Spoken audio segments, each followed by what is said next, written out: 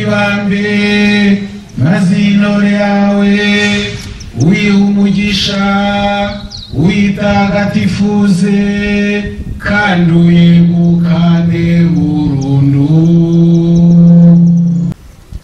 None rero Nyagasani, sendereza iyi ntore yawe ububasha bukomokaho.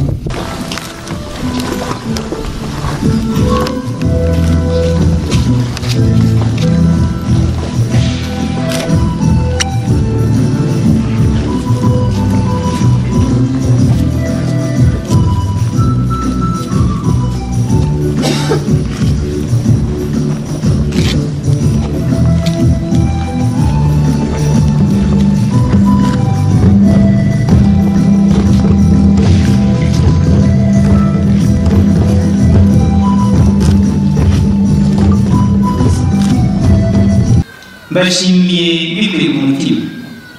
Ndashimira nyir'ubutungane Papa wacu Francisco icyizere yangiriye.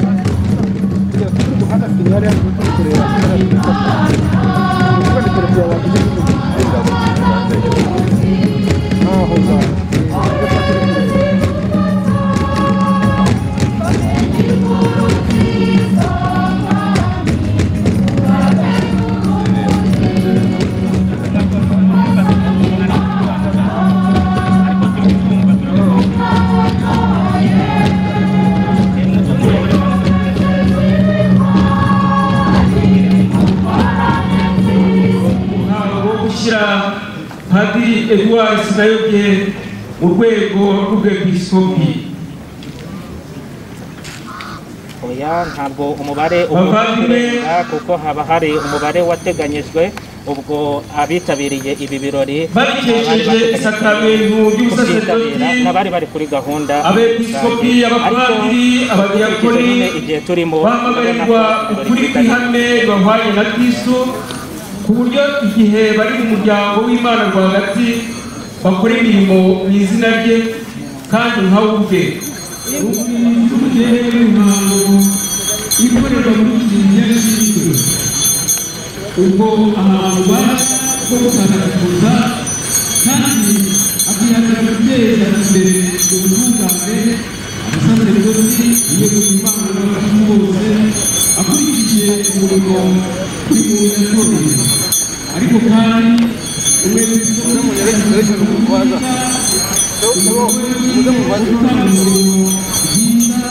kwitagatifuza ushingiye ku mubano ukurikije ubundi uranga imibereho ye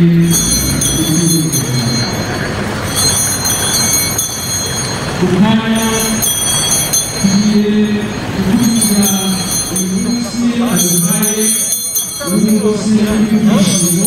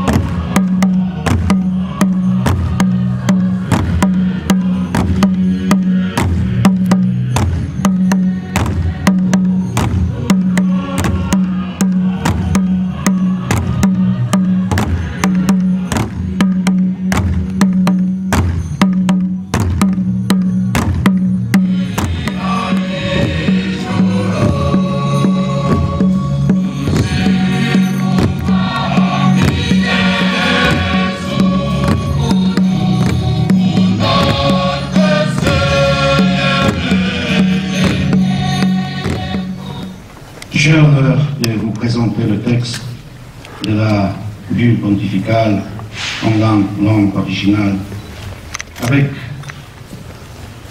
laquelle le pape François a nommé son Excellence Monseigneur Edouard Sinayoge comme l'évêque ordinaire de Canguru.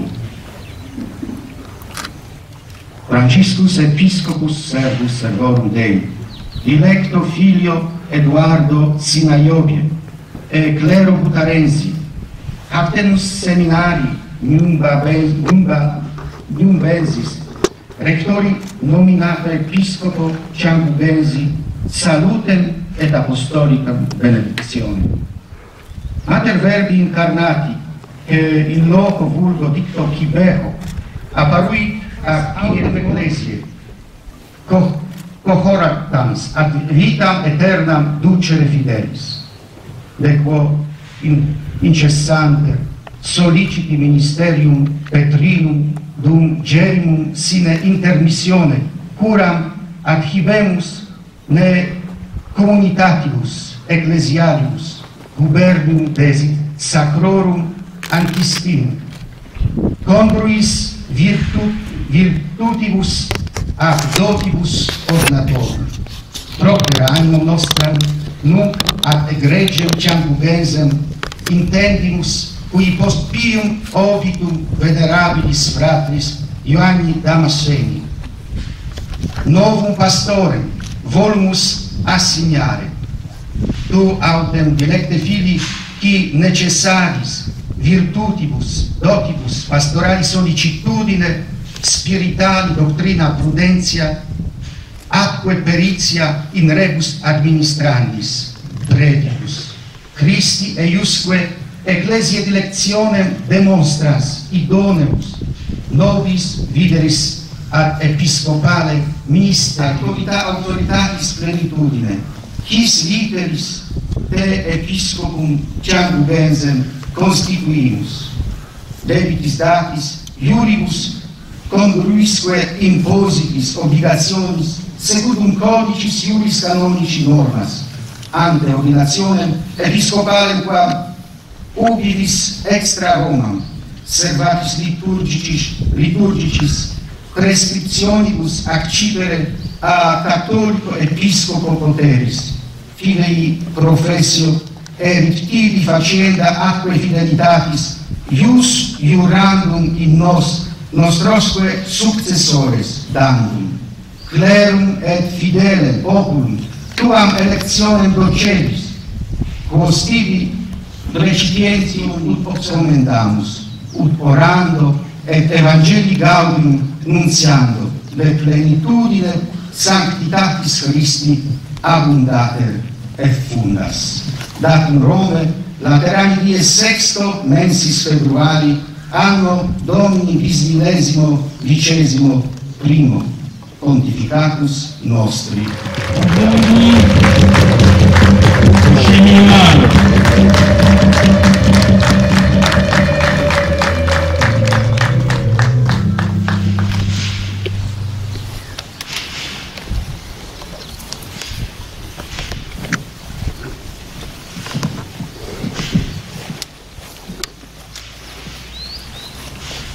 Francisco umwepiskopi umugaragu w'abagaragu b'Imana ku mwana wanjye nkunda Edouard Sinayobye umusaseridoti wa diocese ya Butare kugeza ubu wari umuyobozi wa seminari ya Nyumba ukaba waratoreye ku umwepiskopi wa Cyangugu akira indamutso n'umugisha w'ishumba. Nyina wa Jambo ugize umuntu yabonekeye Kibeho aratura bya kibyeyi yibutsa abemera ko bakwiye guhindura isura y'isi n'abashumba ba Kiliziya bakayobora abemera babaganisha mu bugingo buhoraho. Mu guhimbikanwa butaretse n'iryo shyaka dushishikarira ubutumwa bwa gishumba duharanira ko ubusho bwa Kiliziya butabura abashumba basendereye ubutungane kandi batatswe n'imico myiza ikwiye. Kubera iyo mpamvu rero twerekeje umutima wacu ku muryango w'Imana uri mu diocese ya Cyangugu nyuma yo gutabaruka k'umuvandimwe wacu wubahwa Yohana Damascene Nehimana nubwo tugenera umushumba mushya.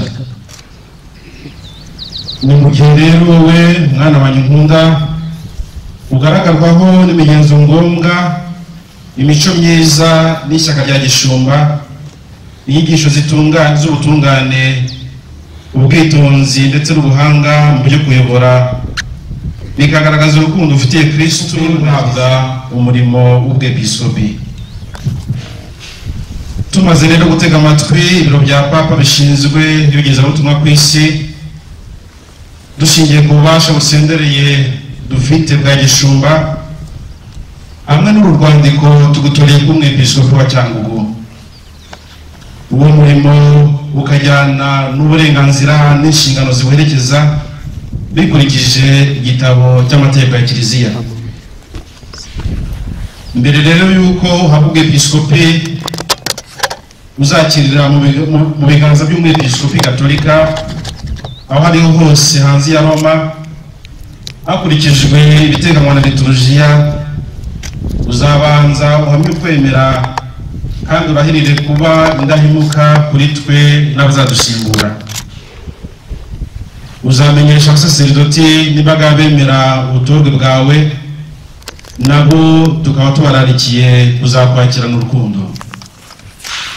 Nuko rero mwana wanjye nkunda, turagejeje umurimo wawe mushya, ubuvunyi bw'umuhere Mariya umwamikazi w'intumwa, kugira ngo mu gusenga no kwamamaza ibyishimo by'Evanjiri usenderezwe ubutagatifu bwa Kristo.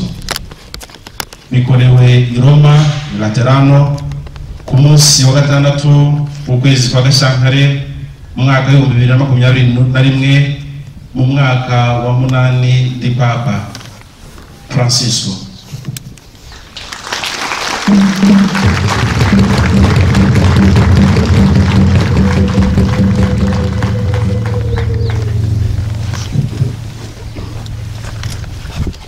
Ni koko umushumba wa Kiliziya Gatolika Papa Francisco arakoze. Tugiye rero gutega amatwi inyigisho yagenewe uwatorewe guhabwa umurimo w'ubwepiskopi. Ni inyigisho yihariye kuri we, ariko ni n'inyigisho kuri twebwe twese. Tuyitega amatwi. Bavandimwe nkunda, nimuzirikane neza intera umuvandimwe wacu agiye gushyirwamo muri Kiliziya. Umwami wacu Yezu Kristo yoherejwe n'Imana Data ngo acungure imbaga ya muntu, hanyuma nawe yohereza ku isi intumwa ze 12 zimaze gusenderezwa Roho Mutagatifu no guhabwa imbaraga ze, kugira ngo zamamaze hose inkuru nziza, zikoranyirize amahanga yose, maze bahabwa batyo isakramento ry'ubusaserdoti bwuzuye. Ni kuri ubwo buryo uruhererekane rw'ubuyobozi muri Kiliziya rwakomeje kubaho, rushingiye ku izungurana ry'abepiskopi uko ibihe bigenda biha ibindi. Bityo umurimo w'umukiza wacu Yezu Kristo ukomeza gukorwa kugeza na n'ubu, kandi ukazagenda wiyongera no mu bihe bizaza. Umwepiskopi ukikijwe n'abapadiri be, mujye mubonamo Yezu Kristo ubwe, umwami wacu n'umusaserdoti mukuru uhoraho. Ni Kristo ubwe ubari hagati yanyu, ni ubwe wifashisha umurimo w'umwepiskopi ngo akomeze kwamamaza inkuru nziza no kwihera abamwemera ibyiza bikomoka ku kwemera. Niwe ubwe wifashisha umurimo wa kibyeyi w'umusaserdoti w'umwepiskopi kugira ngo yongere ku mubiri we ingingo nshya kandi azibumbire hamwe. Ni Kristo ubwe wifashisha ubuhanga n'ubwitonzi bw'umwepiskopi kugira ngo mwebwe abiyoborere urugendo rwa hano ku isi, abajyana mu ihirwe ridashira ryo mu ijuru. Nuko rero nimwishime munashimira Imana, mwakire neza uyu muvandimwe wacu tugiye natwe kwakira mu rugaga rwacu rw'abepiskopi tumuramburiraho ibiganza. Muraje mumwubaha nk'umugaragu wa Kristu n'umugabuzi w'amabanga y'Imana. Ashinzwe kuba umuhamya w'ivanjiri ikubiyemo ukuri kose no kubafasha guharanira ubutungane. Nimwibuke amagambo Kristo yavuze abwira intumwa ze ati uwumva ni jye w'abayumva, ubahinyura ni jye w'abahinyuye, kandi uminyuye abahinyuye n'uwantumye. Nawe rero muvandimwe dukunda, wowe witorewe n'Imana, zirikana ko watoranijwe mu bantu kandi ugashyirwaho gufasha abantu umubano wabo n'Imana. Ubwepiskopi si icyubahiro, ahubwo ni umurimo umuntu aba ashinzwe gukora. Umwepiskopi rero akaba agomba guharanira mbere na mbere kuba ingirakamaro kurusha kuba umutware.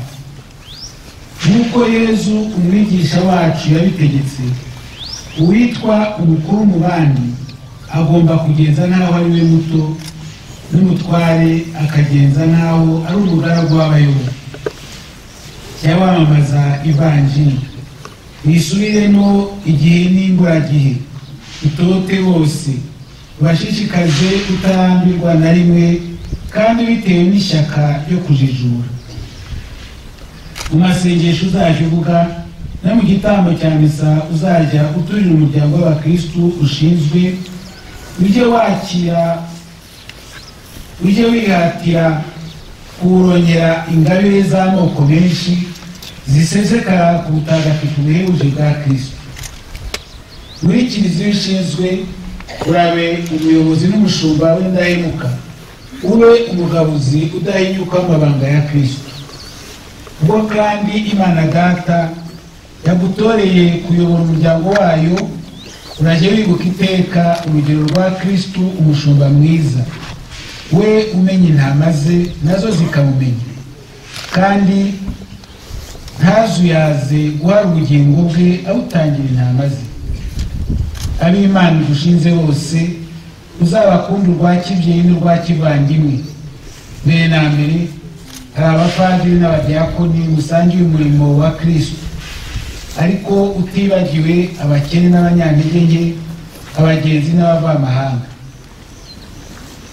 Urashishikarize abakristu gufatanya nawe umurimo w'iyamamazabutumwa, kandi ntukabure kubatega amatwi ubikuye ku mutima. Ku byerekeye abandi batarashyika mu gikumba kimwe cya Kristu, nabo ujye ubitaho ubutageruka, kuko Nyagasani abagushinze. Muri Kiliziya Gatolika yo yunze ubumwe bushingiye ku gihango cy'urukundo, ntuzibagirwe na rimwe kuri umwe mu bagize urunana rw'abepiskopi.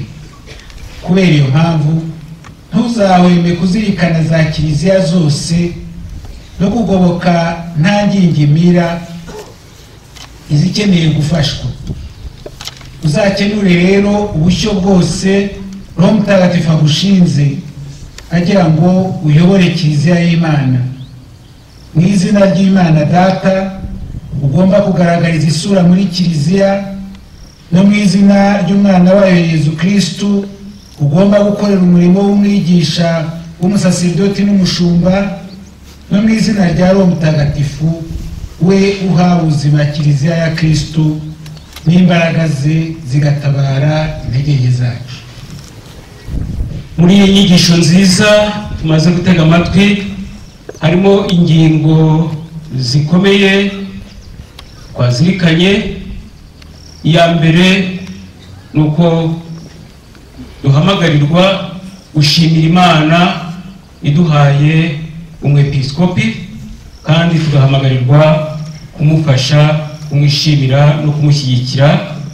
Ikindi twumvise ni kamere bwite y'uwo murimo w'ubwepiskopi.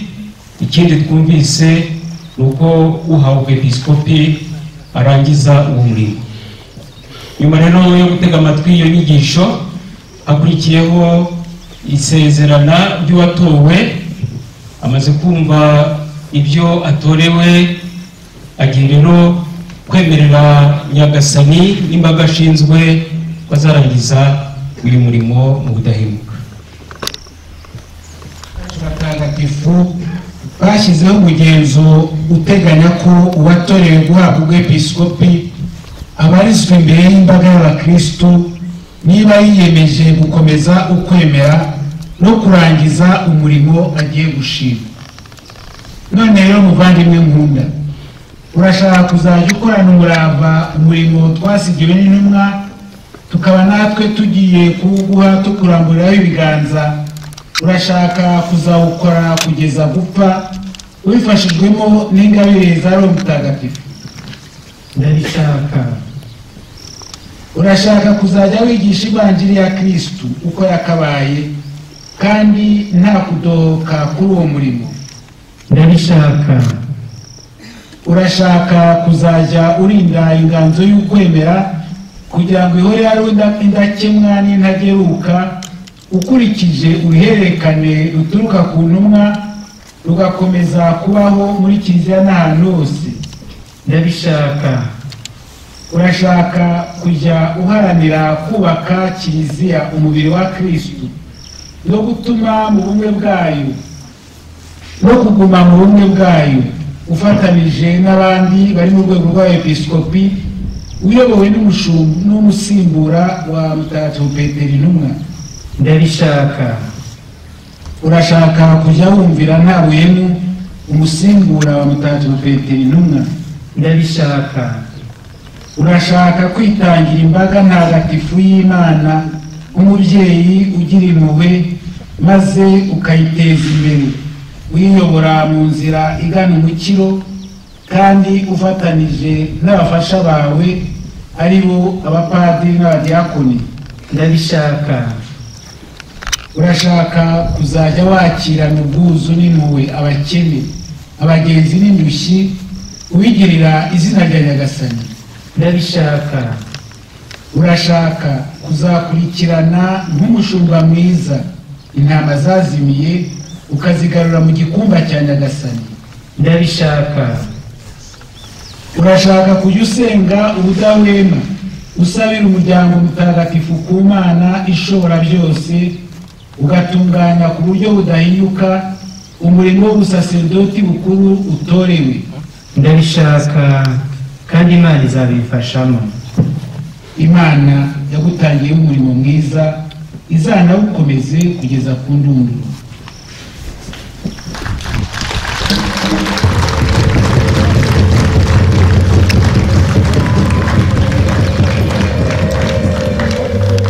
Nyuma y'isezerana ry'uwatorewe kuba umwepiskopi, imihango irakurikirana kuri ubu buryo.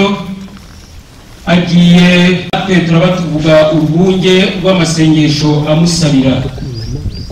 Nyuma yaho araza kuramburirwaho ibiganza n'abepiskopi, avugirwaho n'isengesho ry'iyeguriramana. Twibutse ko uyu muhango ariwo nk'imatima y'imihango turimo, kubera ko nyuma yawo arababaye byuzuye umwepiskopi. Hanyuma harakurikiraho gusigwa amavuta no guhabwa ibimenyetso by'ubwepiskopi. arasigwa amavuta ya krisima ku mutwe, arahabwa igitabo cy'amavanjiri, arambikwa impeta, arambikwa ingofero, arahabwa inkoni ya gishumba. Kugira ngo yo imenya guteganya igifitiye kiliziya akamaro, gira ubuntu maze igwize muri iyi ntore ingabire zayo.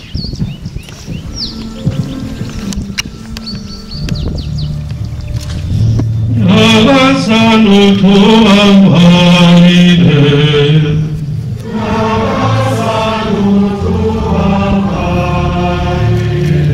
Kristu tubabarire,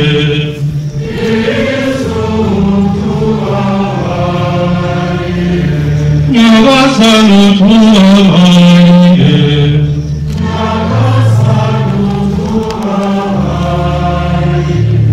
Maya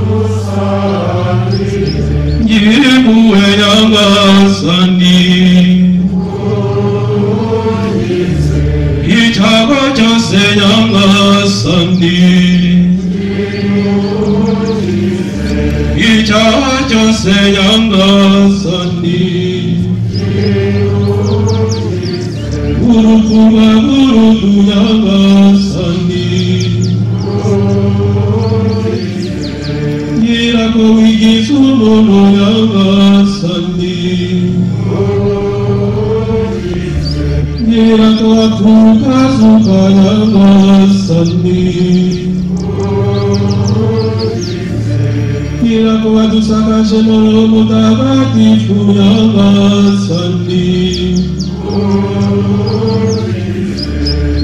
abanyanga utwumve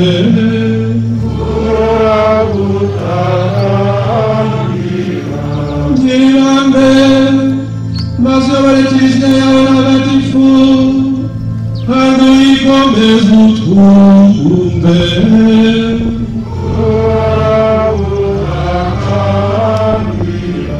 ngiribambe maze papa n'abandi bose bari mu nzego z'ubusaserdoti nyabozi ubakomeze mu nzira yo kwamara yiboneye utwumve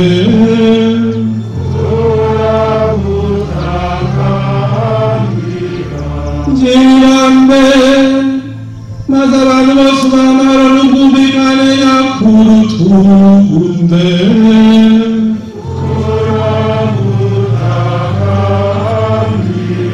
ngiribambe maze natwe ubwacu duhumurize kandi dukomeze duhore tugukorera uko ushaka utwumve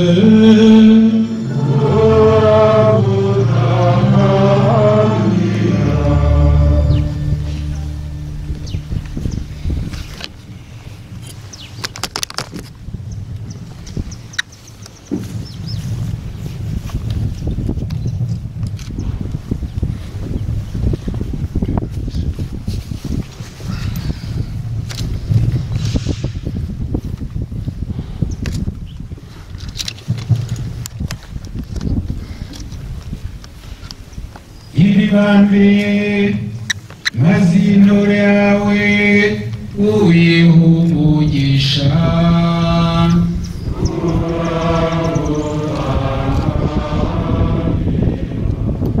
ibibambe maze intore yawe uyihe umugisha kandi uyitagatifuze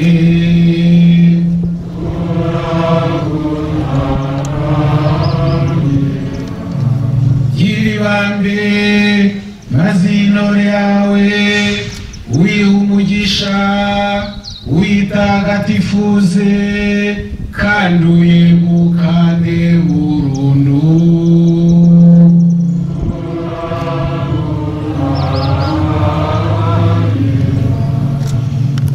Yezu mwana w'Imana nzimutwumve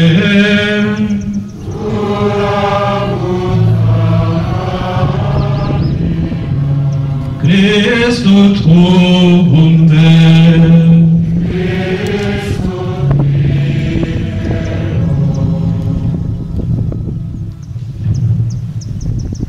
Nyagasani Imana yacu gira impuhwe wumva amasengesho yacu agutakambira maze asendereze umuyoboke wawe imbaraga zikomoka ku ngabire y'ubusaserdoti kandi umusakaze mu bubasha bw'umugisha wawe kubwa Kristo umwami wacu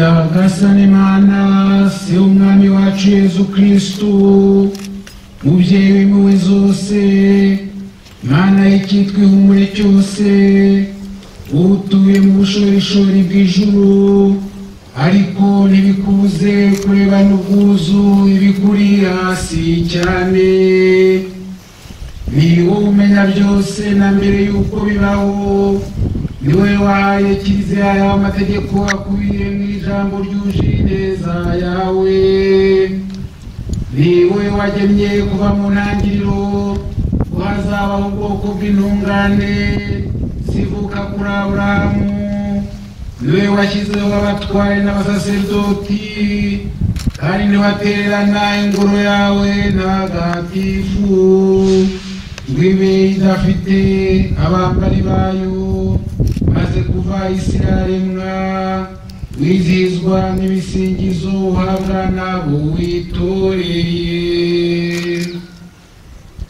None rero nyagasani sendereza iyi ntore yawe ububasha bukomokaho usakazeho n'ubugenga abayobozi uwo wahaye Yezu Kristu umwana wawe ukunda cyane nawe akamuha intumwa ntagatifu zashinze kiliziya mu turere twose tw'isi maze hose hahinduka ingoro yawe ntagatifu n'izina ryawe rirubahwa kandi risingizwa ubudahwema. Dawe umenya imitima y'abantu uyu mugaragu wawe watoreye ubwepiskopi umuhe kumenya kuragira ubushyo bwawe butagatifu atabukenesha kandi akorana umurava umurimo w'ubusaserdoti bukuru muhaye akugaragire ijoro n'amanywa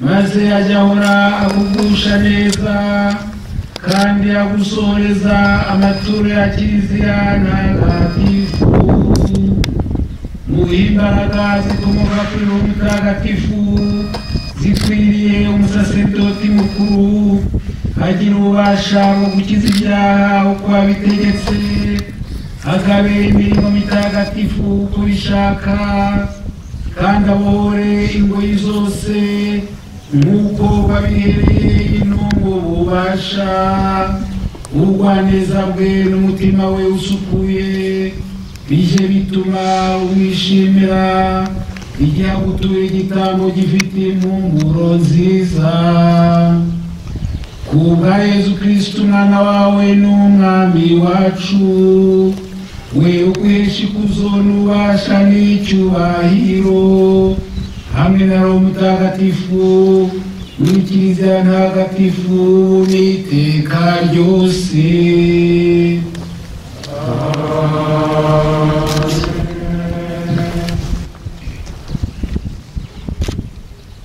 Igice tugezemo nicyo gusigwa amavuta uwatorewe kandi wahawe ubwepiskopi no guhabwa ibimenyetso.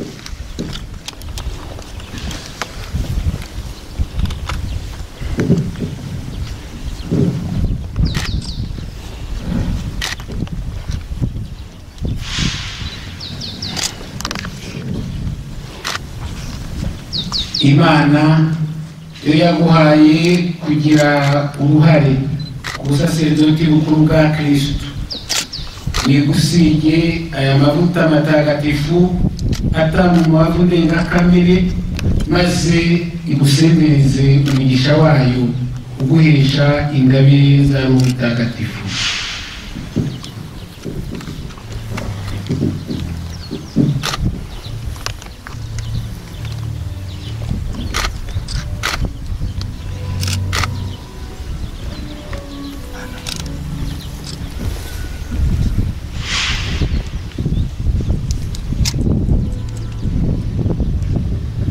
Akira ivanjiri uzajye wamamaza ijambo ry'Imana utarambirwa bibaho kandi bitewe n'ishyaka ryo kujijura.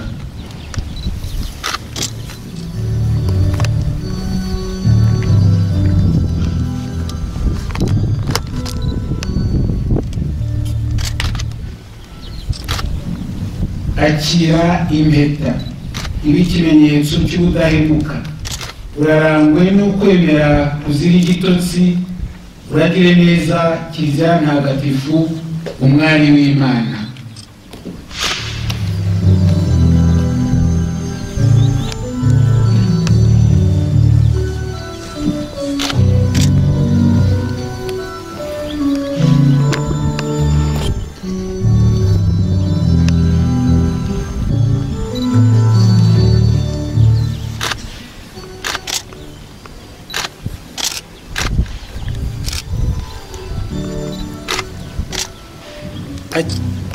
Akira ingofero, uzajye urabagirana iteka ubutungane, kugira ngo igihe Kristo umushumba mukuru azigaragariza uzashobore guhabwa ikamba ridacura ry'ikuzo.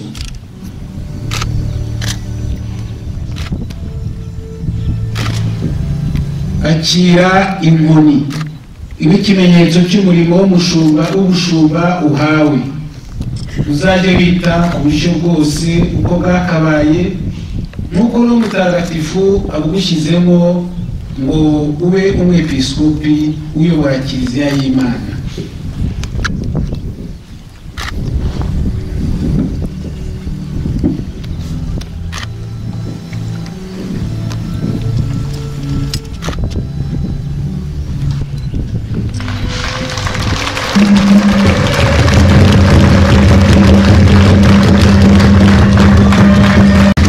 Umwepiskopi mushya arakirwa n'abepiskopi bagenzi be kuko yinjiye mu rugaga rw'abepiskopi, kandi arasuhuzwa n'abashyitsi uko byateganyijwe. Abashinzwe protokole baradufasha ndetse n'umuryango we. Nyuma yaho aricara ku nteko ye, maze abasaserdoti bakorera ubutumwa muri diyoseze ya Cyangugu bashinzwe kwerekane ko tumwemeye kandi tumuyobotse nk'umwepiskopi wacu.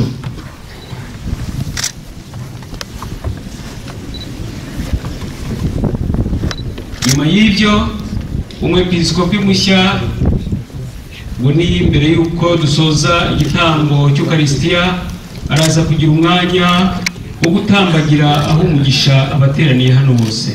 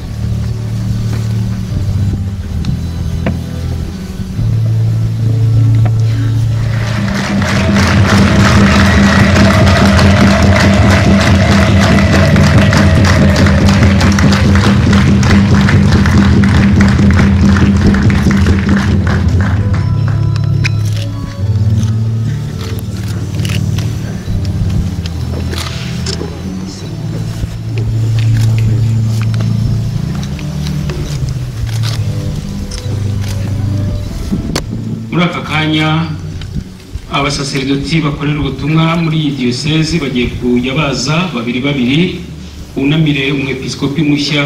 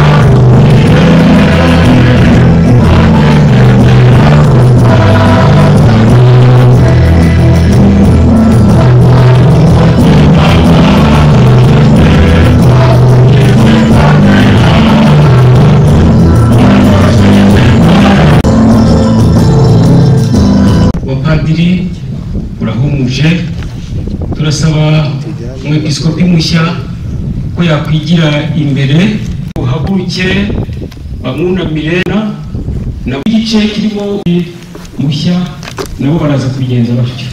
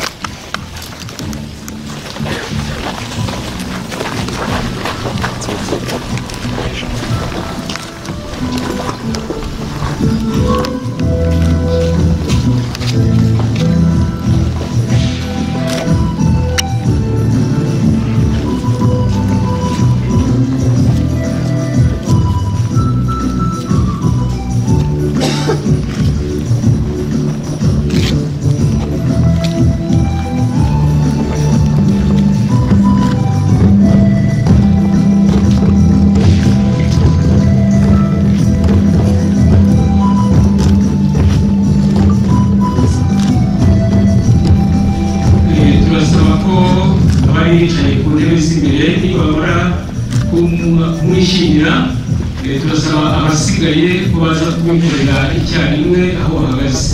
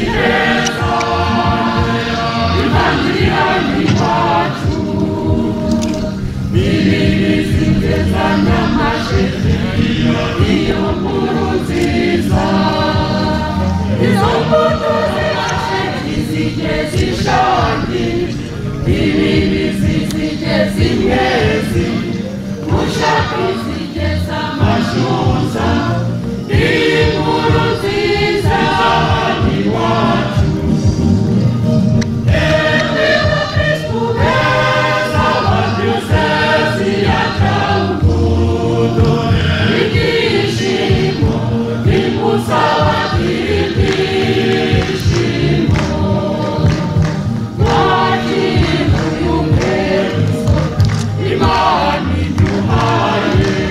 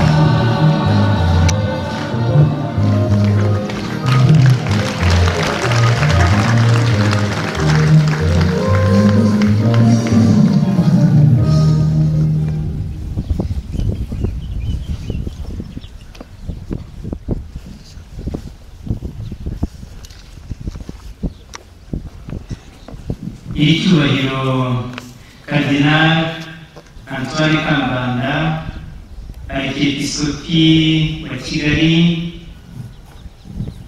mukaba mushinzwe na Diocèse ya Kibungo, Excellence Nonce Apostolique mu Rwanda, Nyiricyubahiro Musenyeri Philippe Rukamba, umushumba wa Diocèse ya Butare, Perezida w'inama y'Abepiskopi mu Rwanda, ba nyiricyubahiro b'Episkopi, nyakubahwa Minisitiri w'Ubutegetsi bw'Igihugu, uhagarariye Perezida wa Repubulika y'u Rwanda muri ibi birori, nyakubahwa Guverineri w'intara yacu y'Uburengerazuba, ba nyakubahwa bayobozi b'inzego za leta, ba nyakubahwa abahagarariye ingabo na polisi, ba nyakubahwa mwese basaserdoti biyeguriye Imana, bakristu bavandimwe, imigambi y'Imana yuje neza, niyo mpamvu y'ibyishimo bya none. Tunejejwe twese no kubisangira. Mbashimiye akanya mumpaye ngo nsangire namwe ijambo mfite kuri uyu munsi. Twese uko turi aha duhimbajwe no kwakira ingabire Imana igena mu buntu bwayo, ngo yuzuze umugambi muhire dufitiye wo kutugira abayo, ikatubera Imana natwe tukaba abana bayo.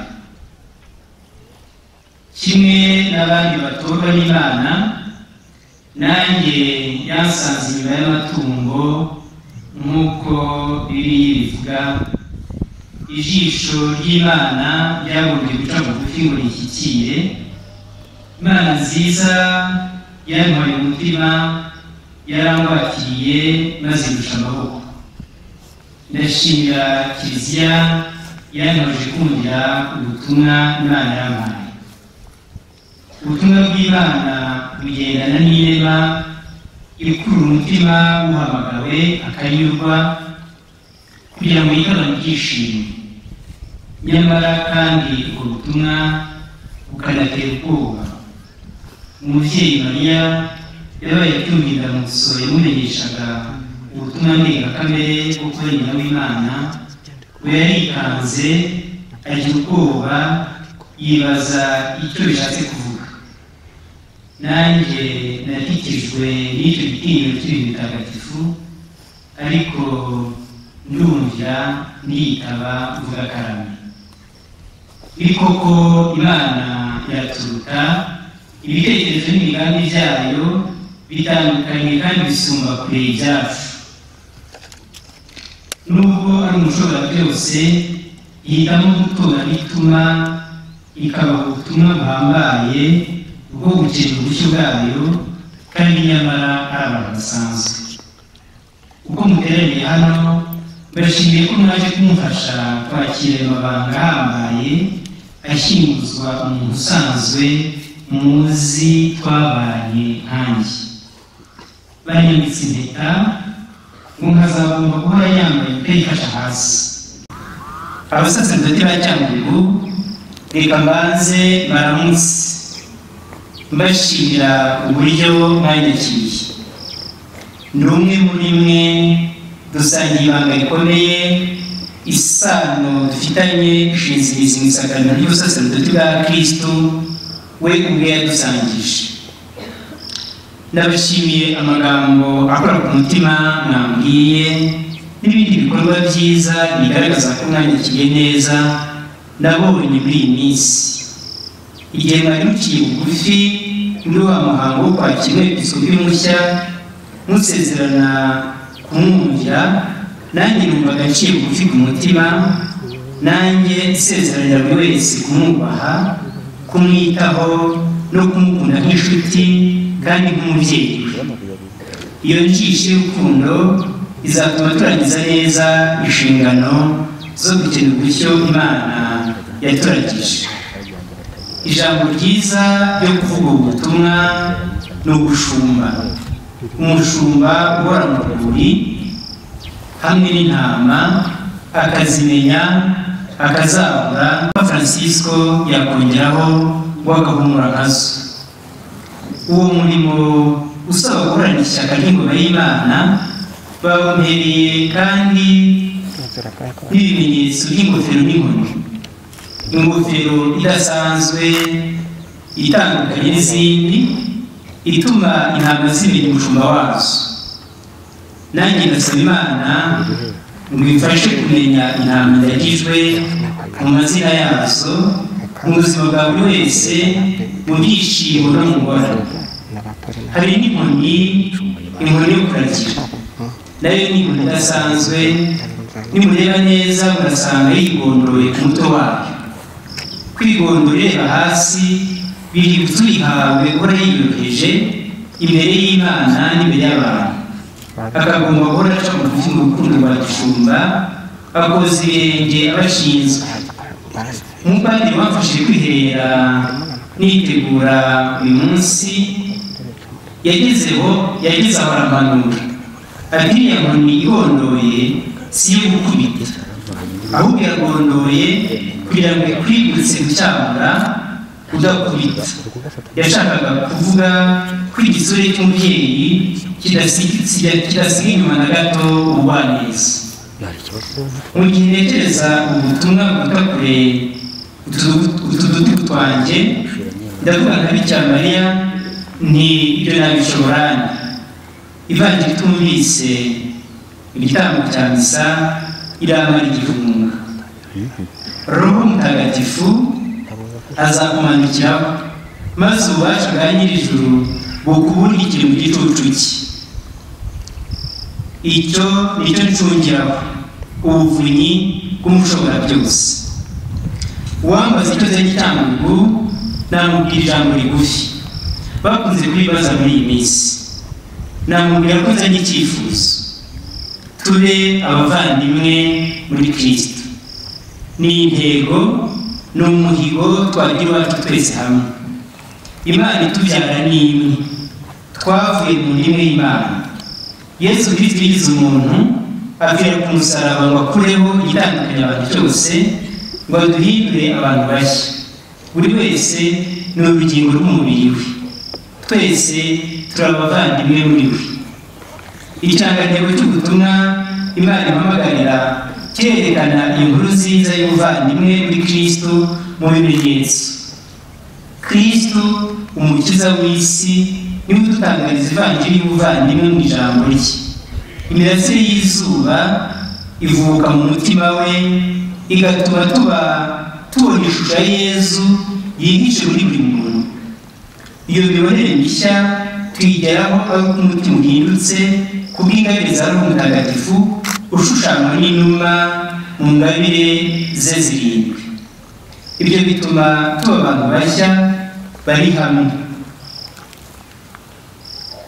Ku kirangantego hari abantu basa neza, bafite ishusho nziza y'umuntu mushya, bahagaze, ni ukuvuga buzuye ubuzima, bateze amaboko bakira ubuzima buturutse muri Yesu Kristo.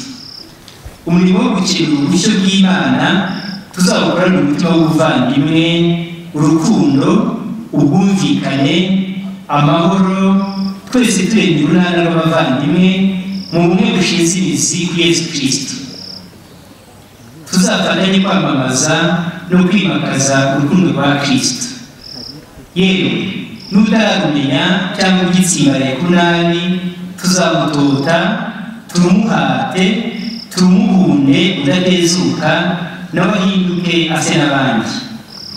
Tumurikiwe n'ivanjiri tuzitoza kugenda tujya neza aho tunyuze hose nk'uko Yezu yabigenzaga. Tuzafatanye gusigasira abanyakamwe, abakene b'Imana, twibwira kuya abadashobora kubwiyumvira, abakomeretse, abihebye, abatakaje icyizere cyo kubaho, imfubyi, abapfakazi. Abo bana b'Imana bose tuzibukiranye nk'abakristu, kubamamazamo ivanjiri y'urukundo n'impuhwe. Abavandimwe mu yandi madini duhujwe n'Imana twambaza dukorera twese, duhujwe n'Imana twambaza kandi dukorera twese, tuzakundana kurushaho, dusurane kurushaho, dusangiye kurushaho, tujye inama kurushaho, twuzuzanye mu cyubahiro cy'umwihariko wa buri wese. Ibi bihe bitoroshye turimo biradusaba kurushaho gufashanya, kurushaho guhumuriza abantu. Imana iri kumwe natwe, n'iki cyago cya covid tuzagitsinda. Banyacyubahiro mwese ko mungana uku n'abandi benshi badashoboye kuza, intero n'imwe n'igikizo n'imwe, mumbwira ngo turagusabira tuguhetse mu bw'isengesho. Mbashimiye bikuye ku mutima. Ndashimira nyir'ubutungane Papa wacu Francisco icyizere yangiriye, intumwa ye hano iwacu nyir'icyubahiro Musenyeri Andrea azamundamukirize amushimire. Excellence Monseigneur notre apostolique au Rwanda, je vous demande de bien vouloir transmettre les fidèles salutations et reconnaissance au Saint-Père. Nawe kandi dushimiye ubwitange n'ubugwaneza yanyeretse muri ibi bihe by'ubutumwa. Et vous-même, j'exprime fraternellement ma gratitude pour tout ce que vous avez fait dans cette belle mission. Cardinal w'ibitabwerezabutumwa ku isi Ludovico Antonio Tagle, ndamushimira amagambo yo kumwishimira no kunkomeza yuzuye ubwuzu n'ubushishozi n'impanuro yagejejeho. Ndashimira nyakubahwa Perezida wa Repubulika y'u Rwanda uhagarariye muri ibi birori na nyakubahwa Minisitiri w'Ubutegetsi bw'Igihugu. Yamutumye ijambo ryiza adusangije. Nawe ndamusaba ngo azamunshimire amwizeze isengesho ryanjye n'abakristo b'Icyamunara. Abepiskopi bacu Kardinali Antoine Kambanda n'abandi bepiskopi banyakiranye ubwuzu mu nteko yabo. Numvise inteko yabo yacu bambe ihumura ubumwe, ubwumvikane, ubwubahane n'ubwuzuzanye. Nyir'icyubahiro Musenyeri Filipo, musenyeri wanjye, ndifuza kumubwira akajambo kagufi ariko gatsitsemo ishimwe mufitiye. Ntagasaza yarandeze ayobora ubutumwa bwanjye bwa gisaserdoti, anayobora n'iyi mihango ikomeye y'ubwepiskopi bw'umuhungu. Musenyeri Celestin Hakizimana yari amaze imyaka 3 ayobora diyosezi. Ishyamba rya Nyungwe aryogoga ijoro n'umutaga, ngwizi ikinyaga zikarumanga. Abanyacyangugu twese turamushima, turamushimiye. Aragahorana ishyaka ry'ubwami bwa Kristo. Abepiskopi bo mu gihugu cya Kongo nabo ndabashimiye kubw'ijambo ryiza kandi n'imikoranire myiza. Abepiskopi b'i Burundi bohereje muri iki gitondo ubutumwa bwo kwifatanya n'umuryango w'Imana ya diyosezi ya Cyangugu mu gushimira bikomeye abayobozi mu nzego bwite za leta mu bufatanye bwiza na diyosezi ya Cyangugu ndetse no mu itegurwa ry'ibi birori bagize ibyabo. Nanjye ndifuza kugira icyo mbasezeranya. Icya mbere cy'ibanze n'isengesho. Nzajya mbasabira ndi kumwe n'abakristu ba diyosezi ya Cyangugu gutaritsa ngo Imana ihore ibamurikiye ibashoboza ibyiza. Cya kabiri ni umubano mwiza. Iwacu hose aho dukorera ubutumwa hose muzahasanga umutima mwiza, muze mwisanga. Tuzajya tubakirana urugwiro kandi dufatanye namwe mu guhindukanira icyagirira Umunyarwanda akamaro cyose. Icya gatatu ni ubujyanama. Ngo abagiye inama Imana irabasanga. Tuzajya tubagana mutwumva inama mu buryo bwo kunoza ubufatanye. Namwe kandi nuko tuzababa hafi buri gihe cyose ari ngombwa, tuzabashe kunoza imigambi myiza iteza imbere Abanyarwanda ku mubiri no kuri roho. Uyu munsi ari gukusa wasabye ubwitange bwa benshi. iyo neza ituma ibintu bigenda neza, abantu bakagubwa neza. Nishimiye bivuye ku mutima ababigizemo uruhare bose. Ndanzura nongera kubasaba, gusaba nicyo kiranga umukene wese. Ndabasaba kutajya hirengeye ngo mundebere kure nk'umusifuzi w'umupira w'amaguru, wa wundi wandika ibitego batsinze, agasifura amakosa, agatanga amakarita y'umuhondo n'umutuku. Ubwo mwaje kumushyigikira, mwaje no guhamya inshingano zo kumva hafi muri byose. Ntimuzazuyaze kungira inama, kunterura ndetse no kumusura. Kariya kajambo gakoreshwa ngo ugire icyubahiro ntikazatume mutambera abajyanama. Ndangije kumugisha. Uyu munsi ni uw'umugisha. Umugisha niyo mpano bafitiye. Murakagira Imana, murakabwira, murakabaho. Amahoro y'Imana arakabahoraho. Abataha bagereye amahoro, abarara barare aharyana. Mwese Imana ibagirire neza. Umubyeyi Bikira Mariya wakira inkuru nziza yadukirije, aturongere imigisha y'Imana. Murakoze.